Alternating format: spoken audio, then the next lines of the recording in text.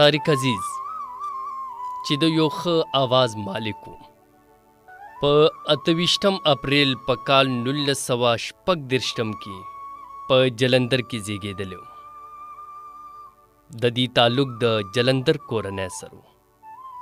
ښاغلی میاں عبدالعزیز څوک چې د طارق عزیز پلار و. میاں عبدالعزیز چې په کال 1940 کې پاکستان ته هجرت کړی او د پاکستان د جوړېدو نه 10 کاله وړاندې میاں عبدالعزیز چې د خپلې نامې سره پاکستاني ټکي لیکلی و.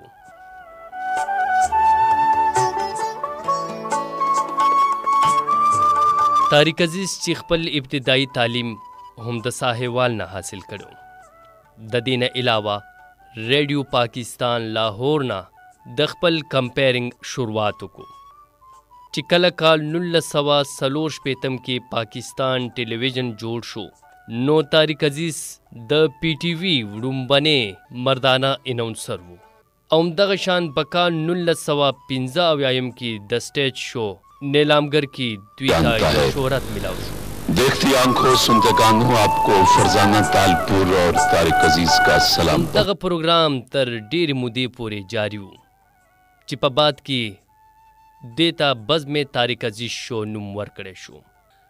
طارق عزیز هغه شخصیت و چا چې ریډیو او د ټي وي پروګرامونو علاوه په فلمونو کې هم اداکاري کړې ده.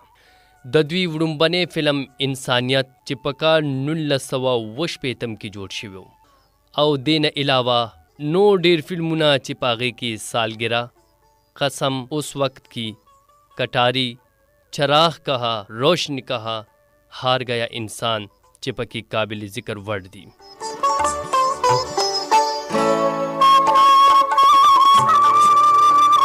د دې فني خدماتو باندې ګڼ شمېر ایوارډونه هم دوی ته ملاو شوي دي او د حکومت پاکستان لاړخه په کال 1992 کې د ښه حسن کارکردګۍ په وجه باندې تمغه هم ورته ورکړی شوې ده. طارق عزیز چې په سیاست کې هم حصه لرله او په کال 1990 کې د قومي اسمبلی رکن منتخب شو.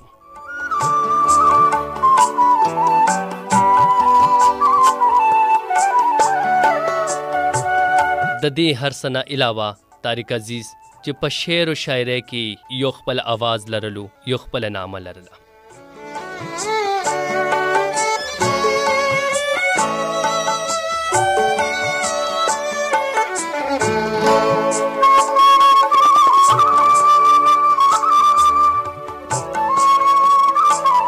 د ښه آواز مالک، د ریډیو او د ټي وي یو ښه نوموړی کمپیر طارق عزیز چې آخرکار هم د 2000 کال د جون د میاشتې په 18 نیټه د 84 کالو په عمر کې په لاهور کې موږ نه د همیش دپاره جدا شو.